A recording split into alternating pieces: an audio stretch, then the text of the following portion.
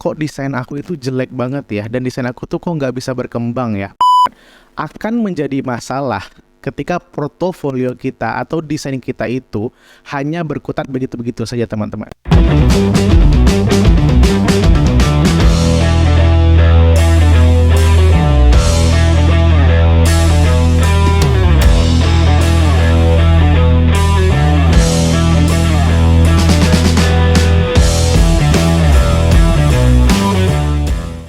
Halo, Assalamualaikum warahmatullahi wabarakatuh, teman-teman semua. Apa kabar teman-teman? Mudah-mudahan teman-teman dalam keadaan baik, sehat, dan tidak kurang satu apapun ya teman-teman ya. Amin ya rabbal alamin. Teman-teman, balik lagi dengan aku Haris Budiman di sini teman-teman, masih di Budiman's Channel ya, masih di channel ini dan masih di konten orasi ya, obrolan orasi atau obrolan singkat kita. Nah, di video kali ini teman-teman, aku bakal membahas salah satu topik yang juga sangat sering ditanyakan kepada aku sendiri teman-teman tentang portofolio dan desain teman-teman. Nah, desain di sini adalah dalam konteks desain yang masih dianggap jelek gitu, dan kita yang selalu insecure dengan desain kita sendiri gitu teman-teman. Nah, kapan sih waktunya kita bisa sampai di titik kita merasa desain kita itu sudah baik atau sudah bagus gitu, dan orang di luar pemikiran kita pun menganggap desain kita itu sudah worth it untuk bisa digunakan atau dipakai dalam sebuah project atau sebuah presentasi gitu teman-teman.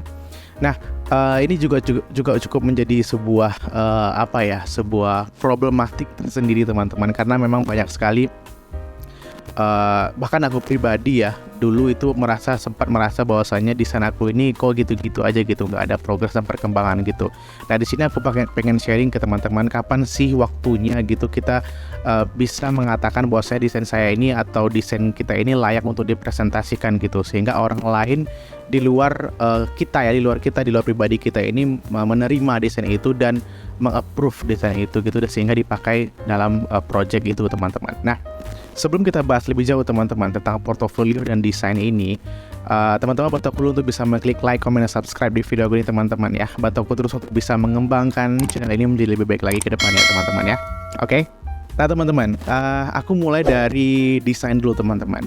Nah, ketika kita berbicara desain teman-teman, ini kan berbicara tentang mood teman-teman ya. Nah, karena ketika kita memulai mendesain itu, pasti kita juga mencari referensi-referensi atau mood board ya, presiden-presiden yang memang sesuai dengan kebutuhan desain kita saat itu gitu teman-teman. Nah, banyak di antara kita, termasuk aku pribadi dulu teman-teman, merasa bahwasannya kenapa orang-orang lain menganggap desain kita itu jelek gitu, menganggap desain kita itu masih kurang tepat dan kurang bagus gitu teman-teman. Padahal kita menganggap desain kita itu sudah sangat bagus gitu dan penuh pertimbangan gitu. Nah, sampai pada akhirnya kita mungkin merasa bahwasanya kok desain aku itu jelek banget ya, dan desain aku tuh kok nggak bisa berkembang ya. Padahal aku udah mencoba mengikuti keinginan orang yang ingin memakai jasa aku, atau bahkan aku sudah mencari mood board yang bagus, kemudian mencoba mengaplikasikannya di desain aku dan seterusnya gitu teman-teman.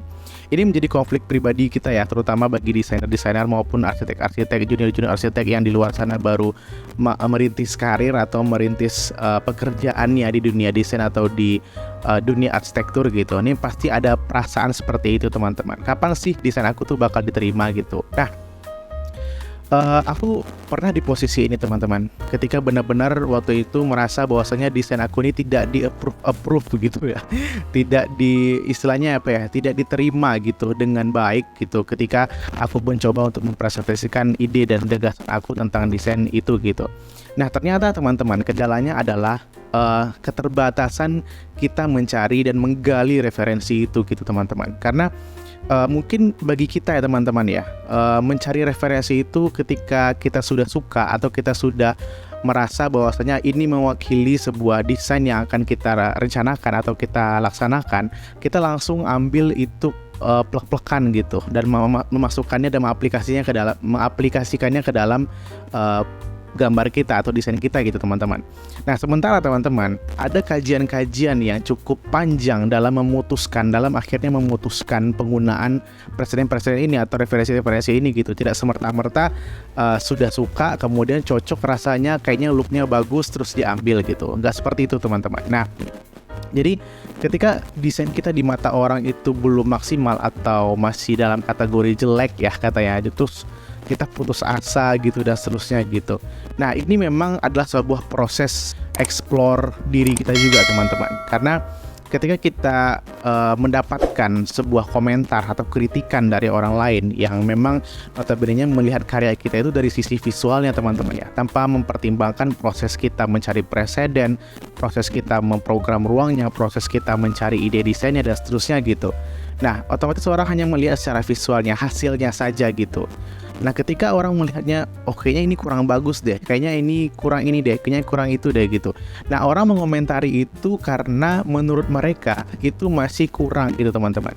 Sementara kita yang sudah mendesain itu tahu latar belakang desain itu kenapa seperti itu. Nah kategori jelek ini sebenarnya relatif teman-teman ya. Nah maka dari itu ketika kita bisa mempresentasikan karya kita, nah ketika kita bisa berkomunikasi dengan baik terhadap karya kita itu teman-teman kepada orang lain. Jadi kita mempresentasikan karya kita itu dengan baik kepada orang lain sehingga orang lain paham gitu tujuan dan maksud kita tuh apa gitu terhadap desain kita ini gitu. Sehingga tidak hanya sekedar cerita kosong gitu teman-teman. Semua yang kita desain itu ada pertimbangan, ada alasannya gitu teman-teman. Sehingga desain ini tidak hanya sekedar dilihat dari sisi visual saja, tapi ada sisi pemikirannya di situ teman-teman. Ada sisi analisis tertentu yang kita terapkan di desain itu, sehingga level desain ini akan menjadi naik lagi teman-teman.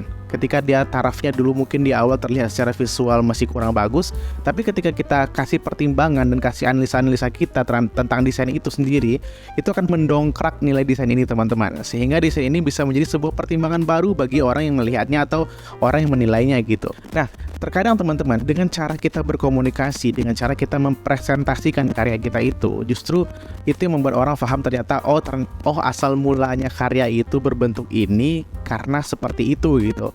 Jadi ada alasannya gitu.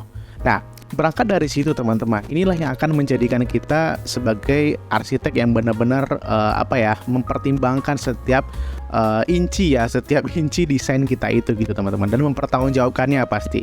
Karena ketika kita mampu berkomunikasi, kita mampu mempertanggungjawabkan karya kita itu teman-teman, sehingga apapun yang akan dikomentarin oleh orang lain, kita mampu menjawabnya dan memberikan penjelasan yang lebih lanjut gitu teman-teman. Jadi kalaupun nanti ada kritik teman-teman atau kekurangan kita terhadap desain itu, mungkin itu akan menjadi bahan evaluasi kita di dalam proses desain selanjutnya gitu teman-teman. Karena desain itu kan tidak semerta-merta sekali dikasih langsung di approve gitu teman-teman ya. Pasti ada proses revisinya gitu.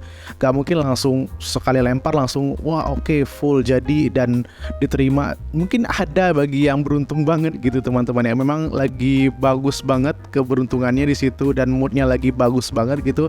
Itu biasanya memang ada juga satu persatu tuh teman-teman. Tapi tidak jarang juga kalau yang langsung yang memang ditolak gitu teman-teman. Nah di situ menjadi ajang evaluasi kita sebagai seorang arsitek atau sebagai seorang desainer dalam memproses gagasan-gagasan kita di dalam desain teman-teman. Jadi gak ada salahnya dan harus kita terima teman-teman, karena memang ketika kritik itu sangat terasa bagi kita ya. Nah itu akan menjadi cambuk juga ya bagi kita dalam mengupgrade pengetahuan desain kita, mengupgrade tentang kemampuan kita di dalam mendesain dan seterusnya gitu teman-teman.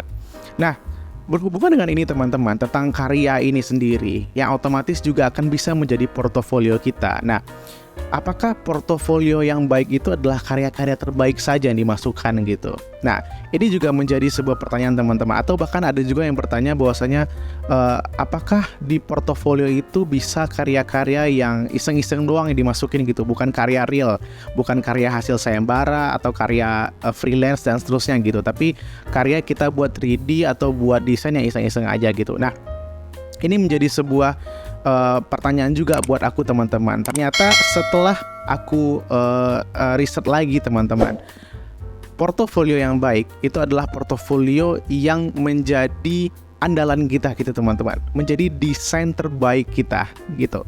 Nah kenapa aku katakan seperti ini teman-teman? Karena ketika kita membuat portofolio, kita sedang membuat branding diri kita. Kita sedang memperlihatkan kepada orang bahwasanya style aku mendesain seperti ini loh gitu. Nah, ketika kita hanya memasukkan project atau memasukkan gambar yang iseng-iseng aja tadi, nah istilahnya yang tidak ada tuntutan, tidak ada penilaian dan seterusnya itu teman-teman, itu akan menjadi portofolio draft kita saja teman-teman, yang ukurannya hanya bagi diri kita gitu. Sementara ketika kita memasukkan portofolio yang isinya itu sudah menjadi sebuah sebuah pertimbangan, misalkan contohnya portofolio sayembara. Nah, portofolio sayembara ini pasti sudah memenuhi tentang KAK-nya teman-teman. Jadi apa yang kita hasilkan di desain itu pasti sudah memenuhi persyaratan KAK dari sayembara itu. Nah, inilah yang kita sebut dengan pertimbangan tadi teman-teman. Jadi ketika ada ukuran ya, standarisasi dari sebuah karya itu, maka karya itu akan menjadi sebuah karya yang bernilai sekali teman-teman, bukan hanya sekedar iseng-iseng doang gitu ya. Karena ketika tolak ukurnya bukan hanya di diri kita, tapi di diri orang lain sebagai penikmat karya kita atau sebagai pengguna bahkan karya kita, itu akan sangat membantu teman-teman. Apalagi portofolio kita ini adalah sebuah portofolio karya yang sudah dibangun gitu, sudah selesai direncanakan gitu teman-teman. Bahkan sudah ada foto-foto realnya, bukan hanya renderan-renderan lagi gitu. Nah, ini akan sangat membantu teman-teman dan sangat menguatkan branding kita. Itulah mengapa aku sangat menyarankan kepada teman-teman itu untuk mendahulukan gitu project-project yang benar-benar sudah terfilter gitu, yang terbaik dari yang terbaik gitu teman-teman. Misalkan memang proyek-proyek teman-teman atau pekerjaan teman-teman di studio perancangan dulunya bagi yang fresh graduate misalnya kayak gitu ya, atau bagi teman-teman yang ikut sayembara, yang sering banget ikut sayembara, bisa tuh dimasukin desain-desain hasil karyanya itu di dalam portofolionya di halaman-halaman awal gitu, sehingga ini juga menjadi pertimbangan kita bahwasanya kita itu mendesain bukan hanya sekedar iseng-iseng gitu dalam tanda kutip ya, tapi kita mendesain berdasarkan KAK, berdasarkan analisa, berdasarkan permintaan, dan ada ukurannya teman-teman, dan ada penilaian dari orang lain gitu yang sudah menjadi pertimbangan juga di karya kita ini gitu. Jadi kalau proyek iseng-iseng doang atau sekedar gambar-gambar doang yang kita masukin di portofolio kita, itu hanya menjadi tolak ukur kita teman-teman, belum tentu bisa diterima oleh orang lain gitu teman-teman.